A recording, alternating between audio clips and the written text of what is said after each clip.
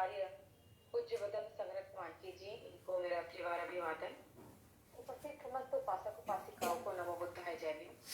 जैसा कि आप सभी जानते ही हैं, आज ये हमारा 19वां धम्मवर्ग है। पूज्य आचार्य जी के लाइव धम्म प्रवचन के माध्यम से ये हमारा 18वां धम्मवर्ग है।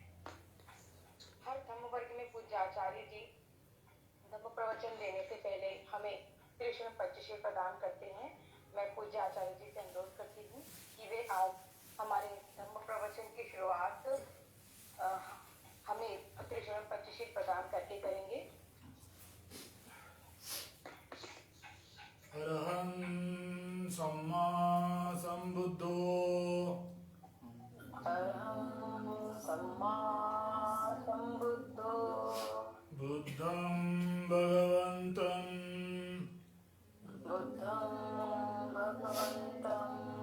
अभिवादेमि।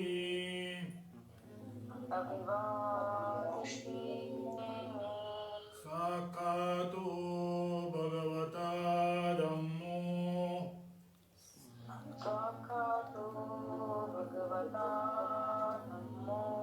धम्मं नमस्सामि।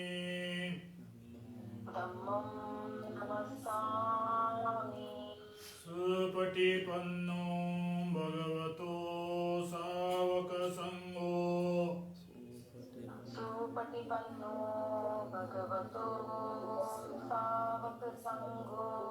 संघं नमामि।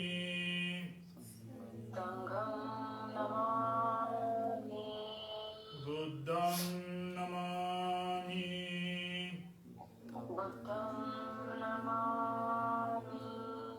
धम्मं नमामि।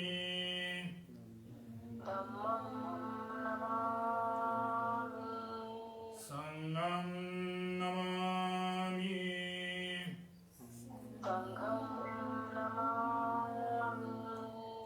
अहं वन्दामि सर्वदा।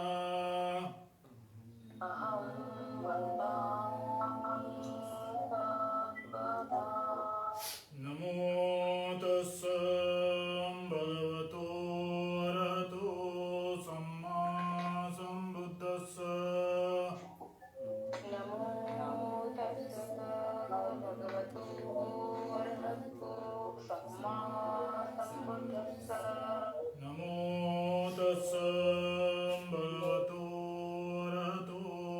सम्मा सम्बुद्धस्स।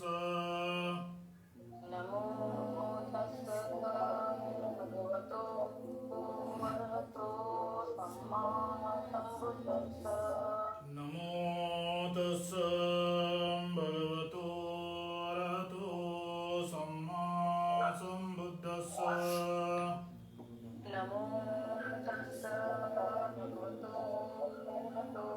सम्मा सम्बुद्धस्स। बुद्धं शरणं गच्छामि।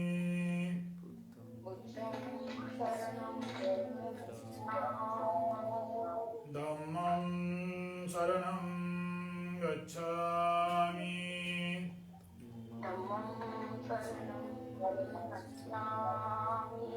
संघं शरणं गच्छामि।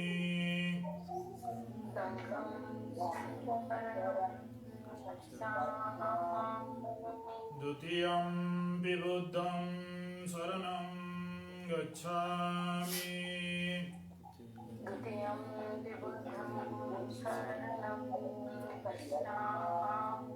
द्वितीयंपि धम्मं शरणं गच्छामि।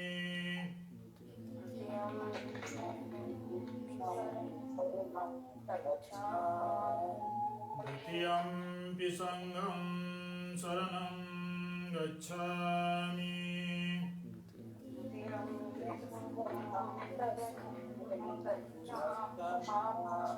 तृतीयंपि बुद्धं शरणं गच्छामि। तृतीयंपि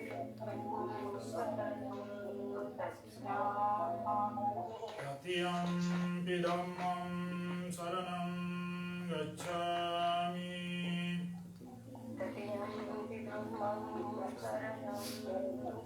नमामि तत्यंपि संघं शरणं गच्छामि ततिमपि संघं शरणं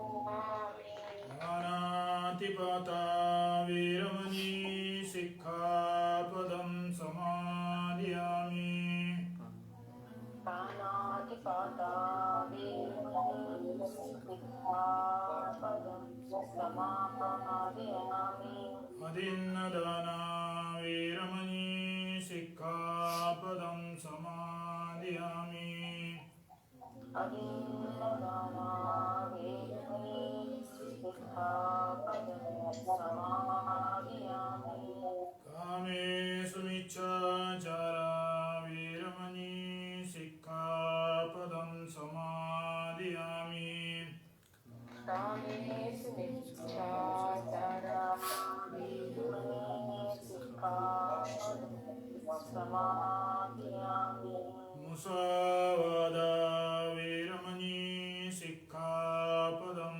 समादयामि मुसावादा वीरमणि सिक्खापदं समादयामि सुरामेरयमज्जपमादटाना वीरमणि सिक्खापदं समादयामि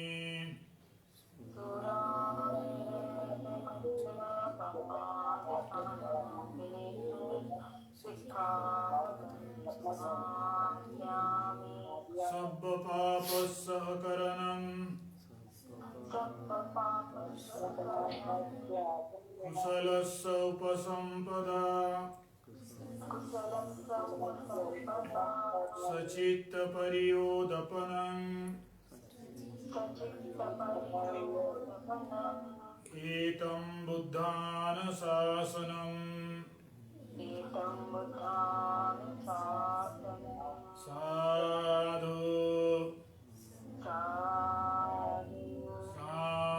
साधु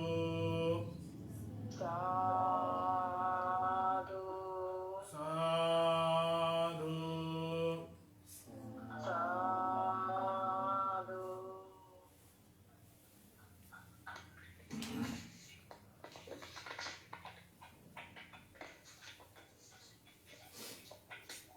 जैसा कि आप जानते हैं, हर धर्म प्रवचन में एक विषय होता है। पूज्य आचार्य जी उस विषय के माध्यम से हमें धर्म प्रवचन प्रदान करते हैं। आज के धर्म वर्ग का विषय है देवमित्र अनागरिक धर्मपाल जी पार्ट 4। तो मैं पूज्य आचार्य जी से अनुरोध करती हूँ कि वे हमें आज का धर्म प्रवचन प्रदान करने की कृपा करेंगे।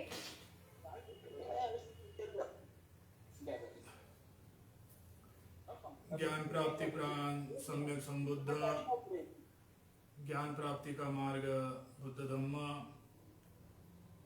ज्ञान प्राप्ति मार्ग से चलने वाला संघ इन त्रिरत्न को पंचांग प्रणाम। मैं अभी जो आपके सामने पेश करने जा रहा हूँ उस कहानी को आपने किसी माध्यम से कहीं ना कहीं सुना होगा, या तो फिर वो धार्मिक दृष्टि से हो, धार्मिक माध्यम हो, या फिर किसी स्कूल का विषय हो, या सामाजिक किसी सभा सम्मेलन में हो। शायद ही आप में से सभी ने इस कहानी को सुना होगा।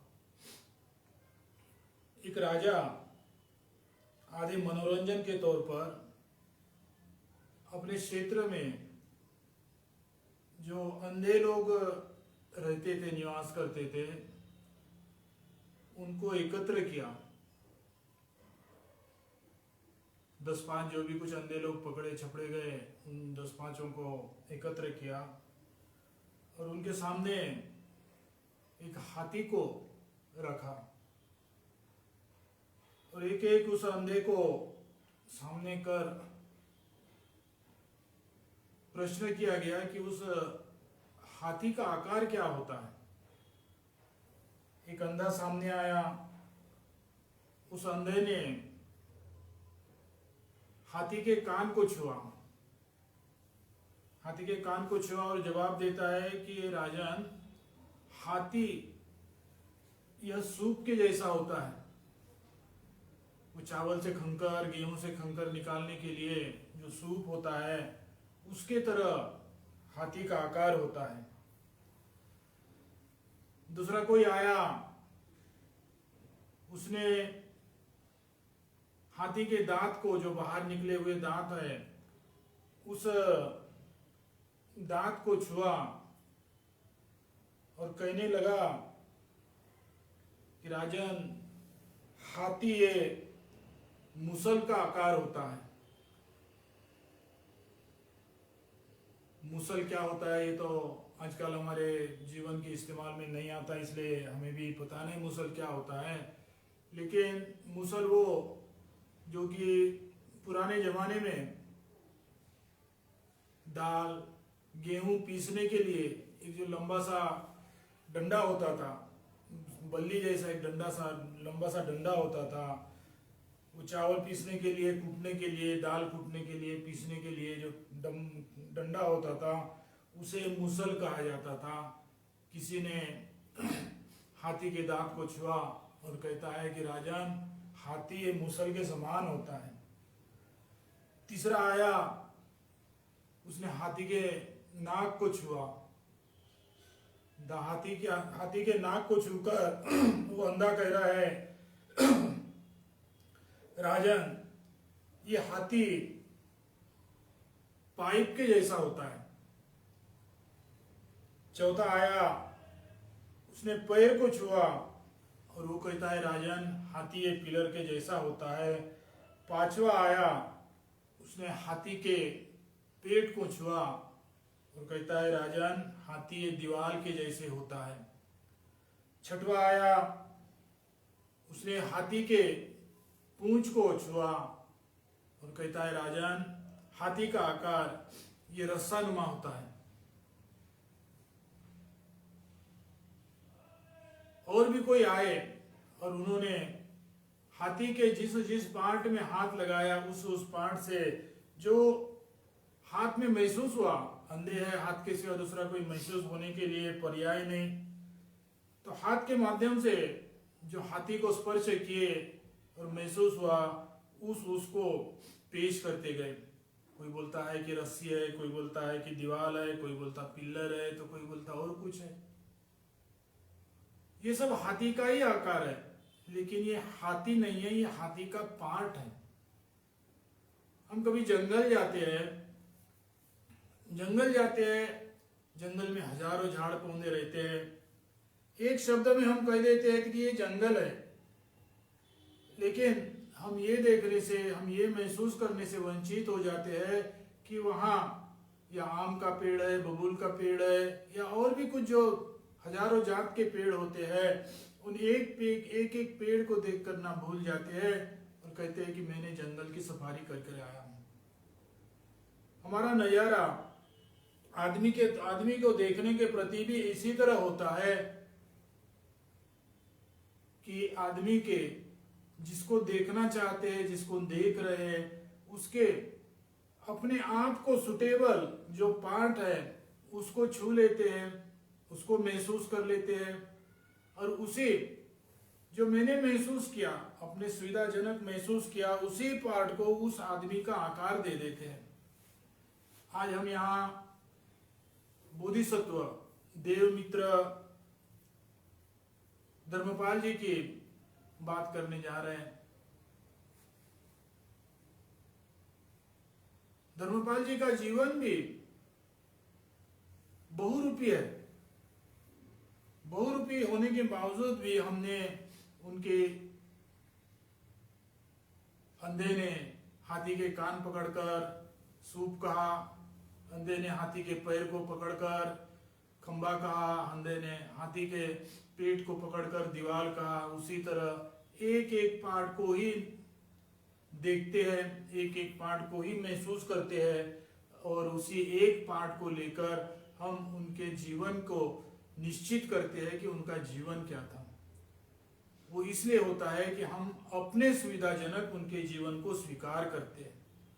उपधर्म हो या फिर किसी का जीवन हो, हमने अपने सुविधाजनक नहीं, हमने उस धर्म की जो प्योरिटी होती है या जीने वाले का जो सिस्टम होता है, जीने वाले का जो चिंतन होता है, उसको स्वीकार कर कर उनके जीवन को स्वीकार करना चाहिए। तब कुछ हम, या फिर वो बुद्ध हो या फिर सम्राट अशोक हो या फिर धर्मपाल जी हो या फिर बाबा साहब हो, इन सबका जीवन तब हम समझ पाएंगे जब हम अपने दृष्टि से नहीं, अपने सुविधा से नहीं, उन्होंने जो जीना चाहे, उनका जो जीवन का सिस्टम था, उसको प्योरिटी से समझने की कोशिश करेंगे, तब हम उनके जीवन को समझ सकते हैं। आज हम कोशिश करेंगे कि हमारे दृष्टि से नहीं, हमारे नजर से नहीं, हमारे भावना सुविधा से नहीं, अनागरिक धर्मपाल जी, इनका जीने का सिस्टम क्या था, इनके जीने की भावना क्या थी, इनके जीने का पीछे का मकसद क्या था, वो समझकर, वो ग्रहण कर कर अपने जीवन में उतारने की कोशिश करेंगे। आपका जन्म 17 सितंबर 1864, यानी हमने आज ये जो चौथावा धर्मपाल जी के प्रति प्रवचन शुरुआत किया है, इसकी शुरुआत 17 सितंबर जो उनका जन्मदिन था उसी दिन से चालू किया था। उसके अगल बगल का जो संडे था उसी संडे से चालू किया था, लेकिन बीच में एक वर्षावास समाप्ति की पूर्णिमा आई। वर्षावास के लिए या पूर्णिमा के लिए बीच का 1-2 भाग हमने वर्षावास का बात किया, पूर्णिमा की बात किया, इसलिए बीच में धर्मपाल जी के प्रति छूट गया था। आज उसी को ही कंटिन्यू में रखकर धर्मपाल जी के प्रति बात कर रहे हैं। आपका बचपन का जो नाम था वो था डॉन डेविड। पिछले बार भी प्रथम जो हमने प्रवचन दिया था, उस प्रवचन में भी शायद किसी बात को आपके सामने पेश किया था, आपको याद होगा। शायद हो सकता है कि दोबारा मैं वही बात करूंगा, आप उसमें से विश्लेषण कर सकते हैं कि वो बात पहले भी हो गई है या नया बात है। उनका नाम डॉन डेविड था। आप इस नाम से समझ में आ रहा आपको कि डॉन डेविड ये बुद्ध धर्म से जुड़ा नाम नहीं है। ये नाम वेस्टर्न, विशेष करके क्रिश्चियन सिस्टम का नाम है। आपका जो फैमिली है, आपका जो बैकग्राउंड है, ये परंपरागत से देखा जाए तो ये बुद्ध धर्म से ही भरा हुआ फैमिली था, बैकग्राउंड था। लेकिन ब्रिटिश ने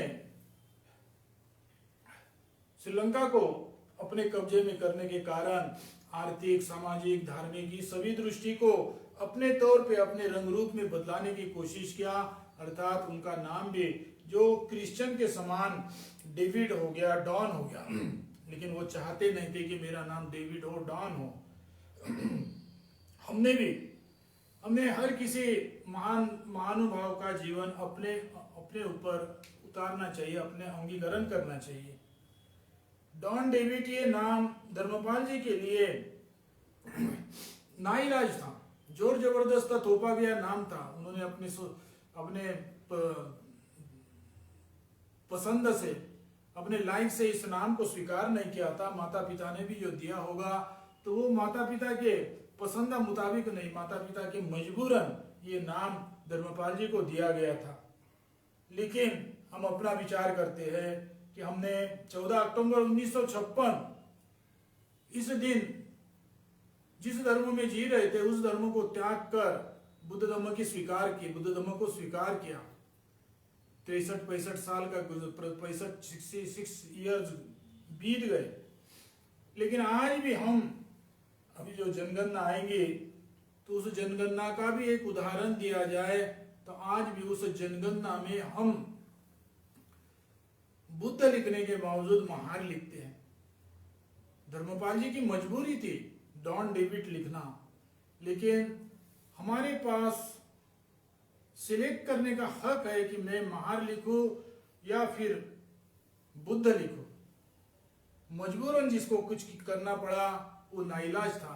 लेकिन आज हमारे पास हक होने के बाद भी हम ना तो अपने नाम को बुद्ध के तौर पर लिखने को तैयार है, ना तो अपनी जनगणना बुद्ध के तौर पर लिखने को तैयार है। आज दुनिया यही समझती है कि जो भारत सरकार 0.8 का बुद्ध का आंकड़ा दिखाती है वो आंकड़ा सही है, लेकिन मुझे लगता है कि उसके 3-4 पट ज्यादा भारत में बुद्ध अनुयायी हैं। लेकिन कारण वही है कि हम अपने जनगणना में बुद्ध ना लिखते, महार लिखते। इस कारण भारत देश वही आंकड़ा दिखाता है कि जिन्होंने जनगणना में बुद्ध लिखा हो वो है 0.8। हमने उस जनगणना में महार ने बुद्ध लिखना शुरुआत किए तो शायद 2% के ऊपर भारत का बुद्ध धम्म का आंकड़ा जाना चाहिए। नाइलाज के डेविड बनने वाले धर्मपाल जी और सिलेक्ट का हक होने के बाद भी आज भी 66 इयर्स पुराना जो माहौल था उसमें जीने वाले हम, हक होने के बाद भी हम अपने हक को खोकर जी रहे। इसीलिए हम आज भी सही ढंग से आज हमारी जो परिस्थिति है, या फिर वो सामाजिक होंगी या फिर वो धार्मिक होंगी, उसको पहचानने को वंचित है। पहचानने से आज भी हम दूर हैं। धर्मपाल जी का जीवन एक आर्थिक पद्धति से, आर्थिक ढंग से जो अमीर घराना कहा जाता है, उस अमीर बिजनेस घराने में उनका जन्म हुआ और क्रिश्चियन जो स्कूल होती है उन क्रिश्चियन पद्धति के स्कूल में उनका दाखला हुआ। उनका दाखला क्रिश्चियन स्कूल में ही नहीं, उस वक्त के जो श्रीलंका के रहन सहन होती थी वो सब ब्रिटिश के तौर पर ही हुआ करती थी। फिर वो खाना होगा, रहन सहन होगा, घर होगा, ये सब जोर जबरदस्ती से उनको, फिर वो पहनने का कपड़ा होगा, रहने का सिस्टम होगा, वो सब जबरदस्ती से ब्रिटिश सरकार ने उनके ऊपर जबरदस्ती किया था कि आप लोगों ने आज तक के अपनी परंपरा को छोड़कर हम जो देंगे उसी कपड़े को पहनना है, हम जो बताएंगे वही करना है, हम जो बताएंगे उसी सिस्टम में आप लोगों ने जीना है। ये बात धर्मपाल जी को पसंद नहीं थी। नाइलाज उन्होंने डेविड ये नाम को स्वीकार तो किया था, लेकिन वो सिस्टम को धर्मपाल जी बचपन से ही नफरती नजर से देख रहे थे, बुरे नजर से देख रहे थे। उनके माताजी का पोशाक भी उस जमाने के सिस्टम के मुताबिक वो वेस्टर्न स्टाइल के कपड़े ही पहनती थी, लेकिन ये कपड़े भी धर्मपाल जी को पसंद नहीं था। वो अपने माताजी को अनुरोध करने को लगे कि माताजी आप इस कपड़े को छोड़ दीजिए, हमारी परंपरा है, हजारों वर्ष के बीच में हमारे पूर्वजों ने बड़े कठिनाई का सामना कर कर, बड़े तकलीफ का सामना कर कर आज हमारा कल्चर बनाया है। बुद्ध धम्म ने हमारे को मार्ग दिया है, उस मार्ग को स्वीकार कर कर हमारे पूर्वजों ने एक श्रीलंका का विशेष, एक श्रीलंका का स्पेशल कल्चर बनाया है। उस कल्चर के माध्यम से जो पोशाक को अनुमति दी जाती है उसी पोशाक को आप पहनने का कष्ट करें। माताजी बड़े हिचक गई कि छोटा सा बच्चा एक समझदारी दिखा रहा है, एक अनुरोध कर रहा है। हम अपने पराया को, दूरी लोगों को बहुत कुछ बता सकते हैं, बताते हैं, ऐसे करना चाहिए, वैसे करना चाहिए, लेकिन हम अपने प्रिय को सही बात क्यों ना हो वो बताने को आगे पीछे करते हैं। धर्मपाल जी बहुत छोटे थे, लेकिन अपने माँ के पोशाक को देखकर वो धर्मपाल जी के लिए सबसे प्रिय, सबसे श्रेष्ठ, सबसे आदर्श, लेकिन अपने माँ के ऊपर जो ना पटने वाली बात देखा तो उसी माँ के लिए उन्होंने शब्द निकाला कि माताजी आप श्रीलंका का जो परंपरागत बुद्ध धम्म के माध्यम से बना हुआ कल्चर है उसे स्वीकार कर कर आप अभी जो ग्रहण कर रहे उस वस्त्र को त्याग कर श्रीलंका का जो परंपरागत वस्त्र है उस वस्त्र को ग्रहण करें। हम अपने प्रिय से इस तरह की बात नहीं कर सकते, हम अपने श्रेष्ठ से अपनी इस तरह की बात नहीं कर सकते, हम अपने करीबी से इस तरह की बात नहीं कर सकते। पराया का आदमी हो तो उसके लिए हम 10 बात बताएंगे, उसकी 10 चुगलियां निकालेंगे, उसका 10 विरोध करेंगे। लेकिन अपने भीतर में, अपने करीब में जो होता है उसके लिए हम अंदाज आँख को बंद कर कर नजरा दुनिया को देखते हैं। आपके घर में एक छोटा सा बच्चा होता है, वो बच्चा चीख चीख कर रोता है। एक कौवे ने बहुत तीखी मिर्ची खाई, उस तरह का आवाज निकालकर, गंदा आवाज निकालकर चीखता है, तो भी आपको उस आवाज प्यारा लगता है कि देखो मेरे यहाँ का बच्चा कितना प्यारा आवाज निकाल रहा है, जबकि वो कौवे से भी बुरा आवाज निकाल रहा है। और वही बगल में जो आपसे उतने परिचित नहीं है, उतने प्रेमी नहीं है, उस बगल वाले ने एक मधुर आवाज निकालकर संगीत को शुरुआत किया, तो भी आपको वो शोर लगता है। अपने प्रिय ने निकाला हुआ आवाज वो प्रशंसा के मुताबिक होता है, वो कितना भी गंदा हो, और अप्रिय ने निकाला हुआ आवाज, उसके पीछे हम 2 शब्द तो जरूर बोलेंगे, विरोध शब्द बोलेंगे, आलोचना करेंगे। धम्मपाल जी का जीवन, वो स्वयं की माता क्यों ना हो, उनके ऊपर, अपने माता के शरीर के ऊपर जो परंपरा से हटकर माहौल दिखा, तो धम्मपाल जी ने उस अपने माता को भी अनुरोध किया, समझाने की कोशिश किया कि ये माता, हम ये गुलामी का रास्ता चल रहे हैं, हम ये गुलामी मार्ग से चल रहे हैं, जो कि तुम्हारे शरीर पर पहना हुआ पोशाक है। हमने गुलामी का मार्ग नहीं, हमने स्वतंत्रता का मार्ग जीना चाहिए। हमने अपने परंपरा को भूलना नहीं चाहिए, अपने धर्म को नहीं भूलना चाहिए। एक प्रकार को देखा जाए तो धम्मपाल जी ये बचपन से ही एक स्वयं दीप भव वाला जीवन जी रहे थे, अर्थात अपने अंदर में जो सत्यवाणी होती है, सत्य चिंतन होता है, सत्य विचार होता है, उसको प्रकट करने की धम्मपाल जी ने अपने जीवन को आगे बढ़ाया। हमने बोला कि खुद के घर का बच्चा कौवे से भी बुरा आवाज निकालता है, तब भी वो प्रशंसा के लायक लगता है, और पराया का बच्चा जो मधुर आवाज में संगीत बोल रहा है, वो आलोचना, वो शोर के मुताबिक नजर आता है। ये इसलिए कि मैं और मेरा, ये भावना हमारे अंदर में बढ़ता है। धम्मपाल जी के अंदर ना तो मैं वाली भावना थी, ना तो मेरी वाली भावना थी। उनके अंदर में जो भावना थी, वो सत्य क्या है और असत्य क्या है, ये दोनों भावना के माध्यम से ही उनका जीवन था। उन्होंने ये नहीं देखा कि वो मेरी प्रिय है या वो मेरी अप्रिय है। आज मैं सत्य किस बात को मानूं, आज मैं असत्य किस बात को मानूं, वो ही भावना धम्मपाल जी के बीच में थी। इसलिए उन्होंने ये नहीं देखा कि जिसके बारे में मैं बोल रहा हूँ वो मेरी प्रिय है या मेरी आदर्श है या मेरी और कोई है। लेकिन हम ये फर्क कर देते हैं कि प्रिय के लिए अलग शब्द, अप्रिय के लिए अलग शब्द। प्रिय के लिए प्रशंसा, अप्रिय के लिए आलोचना।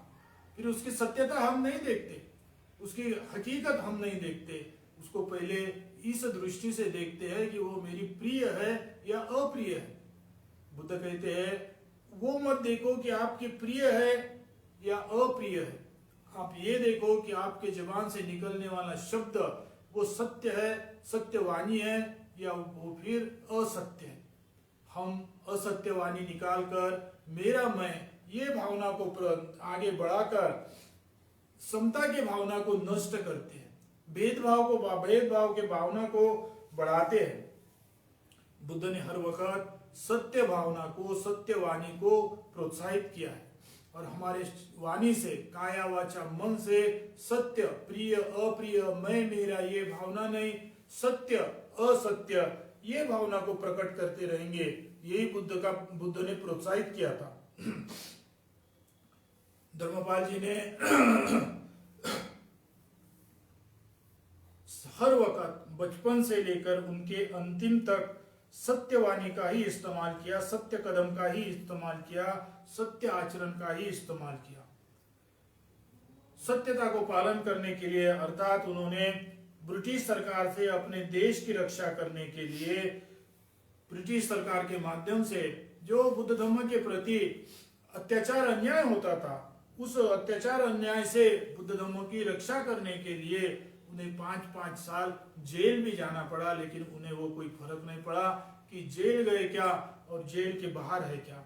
उनके जीवन में यही उनके पसंदीदा जीवन था कि मैं सत्य काया वाचा मन से जी रहा हूं या अपने आप को झूठा कहकर किसी के साथ मीठा जी रहा हूं। अपने आप को झूठा करना है तो झूठा भी कर सकते थे, अपने आप को छुपाना है तो छुपा भी सकते थे, लेकिन धम्मपाल जी ने कभी अपने वाणी को, अपने काया को, अपने मन को, अपने वाचा को सत्यता से कहीं बाहर नहीं निकाला, इसलिए उन्हें 5-5 साल जेल भी जाना पड़ा। धम्मपाल जी बचपन से ही गए तो मिशनरी स्कूल में गए, लेकिन उनकी रुचि हर वक्त, उनकी लगन हर वक्त बुद्ध धम्म से ही था। जब स्कूल का जवान, विद्यार्थी जमाने में ही उन्हें बदंत युवकड्य श्री सुमंगल महास्तवीर के साथ में मुलाकात हुई। उनके माध्यम से उन्होंने पाली भाषा का अध्ययन किया और अनागारिक की दीक्षा लेकर डॉन डेविड ये नाम को, धम्मपाल के नाम को बदलाया। और बदलाने के बाद में एक, कभी आपने देखा भी होगा, फोटो देखा भी होगा कि एक गाड़ी को, एक जीप को उन्होंने बदलाकर वो अपने रुचि को संपन्न करने के लिए, नई बुद्ध धम्म के प्रचार करने के लिए उस गाड़ी का इस्तेमाल किया। उस गाड़ी के बीच में बैठकर गांव-गांव में जाकर एक बड़ा सा ढोल रखा था उस गाड़ी में, वो ढोल को बजा कर लोगों को एकत्र करते थे। वो एकत्र हुए लोगों को देखकर फिर बुद्ध धम्म का प्रचार करते थे। ये गाड़ी को घुमाने का 2 मकसद था उनका। एक मकसद बुद्ध धम्म का प्रचार प्रसार और दूसरा मतलब अपने देश की बचाव, स्वदेश स्वराज, ये धर्मपाल जी का एक बहुत बड़ा मकसद था। भारत में बाद में ये भावना आई, स्वदेश स्वराज की भावना आई, परंतु इसकी शुरुआत बोलो या इसका हिस्ट्री देखा जाए तो पहले धर्मपाल जी ने स्वराज स्वदेश की बात श्रीलंका में की थी। ब्रिटिश सरकार के माध्यम से जो हुकुम, जो दबाव श्रीलंका के ऊपर डाला जाता था, उस हर दबाव, हर प्रेशर को नष्ट करने के लिए, बुद्ध धम्म का प्रचार प्रसार करने के लिए उस जीप के माध्यम से धर्मपाल जी गांव-गांव घूमकर बुद्ध धम्म का प्रचार, स्वराज स्वदेश का प्रचार करने लगे, जो कि शायद ही इस एशिया खंड में स्वराज स्वदेश ये नाम से प्रथम धर्मपाल जी का ही प्रचार शुरुआत हुआ था। और उसका बहुत बड़ा असर पड़कर श्रीलंका एक बड़े देश के दास बनने से बच गया। आप 1991 में एक थियोसोफिकल सोसाइटी का मीटिंग, चेन्नई, आज की जो चेन्नई है उस वक्त मद्रास कहा जाता था, उस मद्रास में हुआ। उस मद्रास में होने वाले थियोसोफिकल सोसाइटी के मीटिंग में, कॉन्फ्रेंस में श्रीलंका के जो प्रतिनिधि थे, उस प्रतिनिधि के ट्रांसलेटर के तौर पर धर्मपाल जी चेन्नई आए। उन्होंने उस सोसाइटी के लोगों के साथ यही करार किया था कि जब तक मीटिंग रहेगी, कॉन्फ्रेंस रहेगा, तब तक मैं आप लोगों का ट्रांसलेटर के तौर पर ईमानदारी से काम करूंगा, लेकिन मेरी एक गुजारिश रहेगी कि कॉन्फ्रेंस समाप्ति के बाद में मुझे बुद्धगया, सारनाथ, राजगीर जैसे जो बुद्ध के दर्शनीय स्थल है, उस दर्शनीय स्थल का दर्शन लेने की अनुमति दी जाए। तो इस करार के माध्यम से धर्मपाल जी भारत आए और उसी कॉन्फ्रेंस के पश्चात 1891 ये प्रथम धर्मपाल जी का बुद्धगया का दर्शन। बुद्धगया में जाकर देखे, महाबोधि महाविहार में जाकर देखे तो वो अवस्था, आंसू बहाए सिवा दूसरी कोई अवस्था नहीं थी। वहां गंदगी क्या, पत्थर क्या, धूल क्या और क्या क्या नहीं होगा जो आज हम यकीन भी नहीं कर सकते थे। उस गंदगी में भी धर्मपाल जी का सबसे मन दुखाया होगा तो वो मन दुखाया कि वहां जो बुद्ध की, बोधिसत्व की, बुद्ध से संबंधित जो प्रतिमाएं 2-2.5 हजार वर्ष से पुरानी जो प्रतिमाएं थी, वो प्रतिमा या तो तोड़ फोड़ किया गया था या तो फिर उसमें लाल पीला काला तेल वगैरह डालकर एक बुद्ध के मुंह प्रतिमा को हिंदू के देव देवता के तौर पर कन्वर्ट किया गया था। ये करीब करीब 100 साल से भी पुरानी कहानी है भारत की, लेकिन ये कहानी आज भारत से खत्म नहीं हुई। आज महासमाधि भूमि जहां है उस पौनिक में आज भी यही अवस्था है। नीचे में जगन्नाथ ये नाम भी और किसी का दिया गया है, उसके ऊपर 100-125 साल पहले एक हिंदू का मंदिर बनाया गया। वो भी विरोध करने लायक की बात है, लेकिन उससे भी विरोध करने लायक की बात यह है कि वहां से जो निकला बोधिसत्व का या बुद्ध की जो प्रतिमा थी, उस बोधिसत्व या बुद्ध के प्रतिमा को लाल लाल कर कर गेट के सामने में खड़ा जो होता है, द्वारपाल होता है, उसके रूप में रखा गया। उतने में ही उनका मन नहीं भरा तो उसको और कहीं फेंक दिया। वहां जो अवशेष निकले, उस अवशेष किसी में धम्मचक्र खोदा गया है, किसी में कमल खोदा गया है, किसी में किसी भिक्षु का या दानदाता का नाम लिखा है, लेकिन उस तरह के पत्थर को या तो तालाब में फेंक दिया गया है। आज वर्तमान की बात है, ये 100 साल पुरानी नहीं। उस तालाब के अंदर से निकालकर बाहर निकालकर उस पत्थर को कपड़े धोने के लिए जो इस्तेमाल किया जाता है, उस कपड़े धोने के पत्थर के रूप में इस्तेमाल किया जाता है। ये भारत की आज की अवस्था है। आज 100 साल पहले जो धर्मपाल जी भारत में आकर जो दृश्य देखा, उस दृश्य से वो दुखित जो हो गए थे, वही दृश्य कुछ पैमाने में सुधर गया, कुछ जगह में सुधर गया, लेकिन टोटल भारत का दृश्य देखा जाए तो 100 साल पहले का दृश्य आज भी हमारी नजर में आता है। आज भी हमें आंसू बहलाने जैसे बात ही हमारी नजर के सामने होता है। इस अवस्था को देखकर 1891 में बोधिसत्व ही कहा जाना चाहिए, अनागरिक नहीं।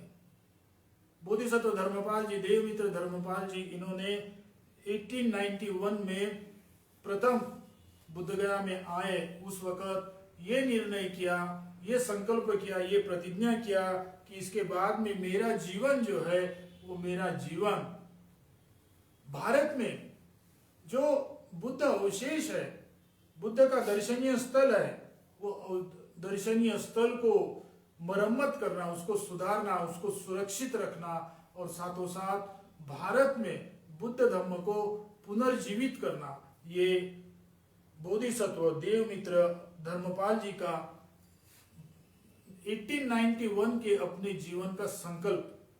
वो थे श्रीलंका के, वो थे विदेशी, भारत के तौर पर देखा जाए तो वो थे स्वदेशी विदेशी, लेकिन उन्होंने भारत में आकर एक बुद्ध अनुयायी के तौर पर, एक बुद्ध अनुयायी के नजर पर जो बुद्धगया की हालत देखा, जो बुद्धगया की परिस्थिति देखा, उसमें इतने दुखी हो गए कि वो अपने मातृभूमि को भूल गए, वो अपने मातृ देश को भूल गए और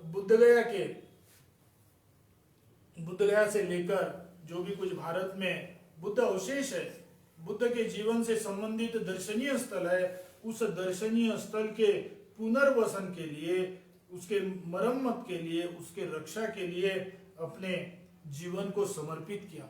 और वही 1891 को महाबोधि सोसाइटी को स्थापित कर आज जो हमारे को, आप या तो बुद्धगया जाओ, आप राजगीर जाओ, आप सारनाथ जाओ, कुशीनगर जाओ, लुम्बिनी जाओ, जाते ही होंगे, जाना चाहिए।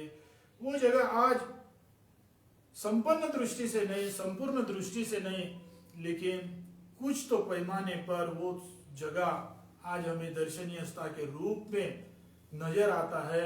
इसका सबसे बड़ा, सबसे मूल जो कारण होगा तो बोधिसत्व देवमित्र धम्मपाल जी ने अपने देश को, अपने मातृभूमि को भूलकर बुद्ध धर्म को प्रथमता दिया, बुद्ध धर्म के भारत में पुनर्वसन को, उनके दर्शनीय स्थल को मरम्मत करना, सुरक्षित रखना, इसको अपने जीवन की प्राथमिकता दिया। इसके लिए आज हम उस जगह को जाकर मस्तक टेक सकते हैं, उस जगह में जाकर दर्शन ले सकते हैं, उस जगह में जाकर अपनी भावना, अपनी श्रद्धा प्रकट कर सकते हैं। आज हमारे ऊपर बोधिसत्व धर्मपाल जी, इनका बहुत बड़ा योगदान है जो हमने भूलना नहीं चाहिए।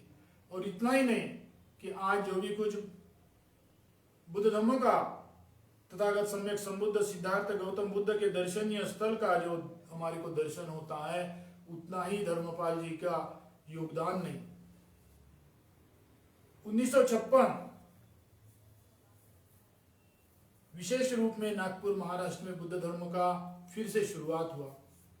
उस काल में यहाँ जो भी कुछ भिक्षु थे, वो फिर भदंत आनंद कौशल्यायन जी, भदंत धम्मकीर्ति जी, भदंत मेधनकर जी, भदंत सदानंद जी, वो तमाम जो भी कुछ शुरुआती काल के भिक्षु थे, ये भिक्षु में से सभी भिक्षु या तो फिर वो बुद्धगया में या तो फिर वो सारनाथ में जो महाबोधि सोसाइटी बोधिसत्व धम्मपाल जी ने निर्माण किया, महाबोधि सोसाइटी का जो सेंटर था, सारनाथ हो बुद्धगया हो, वहां जाकर बुद्ध धम्म का अध्ययन किया, वहां जाकर बुद्ध धम्म से परिचित हुए, वहां जाकर साधना सीखे, वहां जाकर एक भिक्षु का रंग रूप अदा कर कर नागपुर या इस इर्द गिर्द में वापस आकर बुद्ध धम्म का प्रचार किए।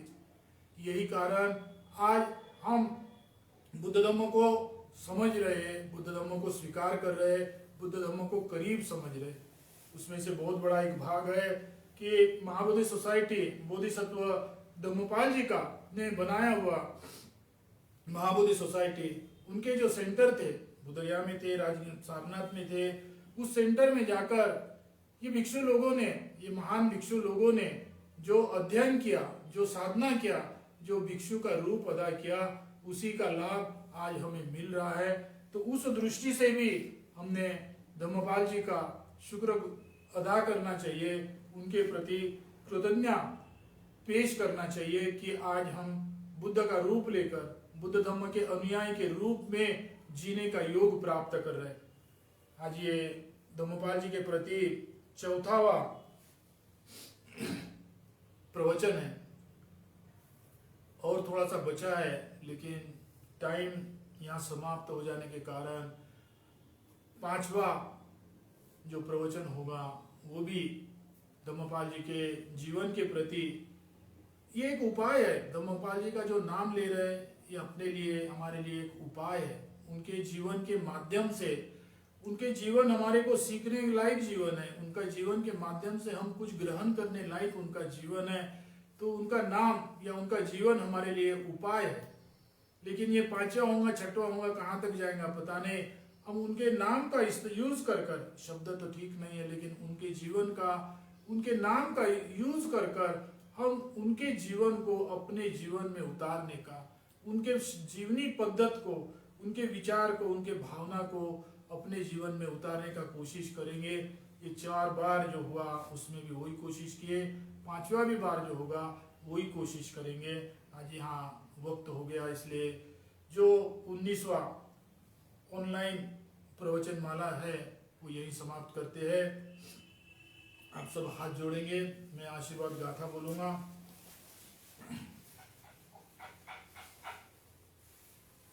नत्थि मे शरणं अय्यं बुद्धो मे शरणं वरं एतेन सच्चवज्जेन होतु ते जयमङ्गलम्। नत्थि मे शरणं अय्यं धम्मो मे शरणं वरं एतेन सच्चवज्जेन होतु ते जयमङ्गलम्। नत्थि मे शरणं अय्यं संगो मे शरणं वरं एतेन सच्चवज्जेन होतु ते जयमङ्गलम्। इमाय बुद्धपूजाय कथाय शुद्धचेतसा चिरञ्चितन्तु सद्धम्मो लोको हन्तु सुखी सदा। इमाय धम्मपूजाय कथाय शुद्धचेतसा चिरन्ति तन्तु सद्धम्मो लोको हुन्तु सुखी सदा। इमाय संगपूजाय कथाय शुद्धचेतसा चिरन्ति तन्तु सद्धम्मो लोको हुन्तु सुखी सदा। सब्बपापस्य अकरणं कुशलस्य उपसम्पदा सचित्तपरियोदपनम् एतं बुद्धानुशासनं। सा